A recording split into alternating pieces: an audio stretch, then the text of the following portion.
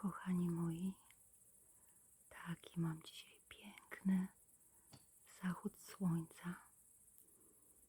Chciałabym Wam powiedzieć tylko, że postaram się w ciągu 3 najbliższych dni nagrać nowy film, żebyście mogli się zrelaksować, odpocząć, poczuć dreszcze, żebyśmy sobie po prostu pobyli razem.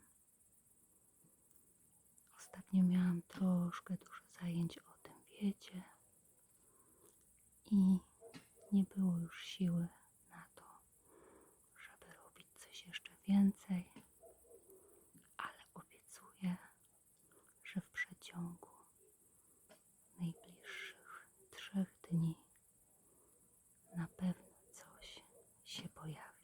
Ściskam.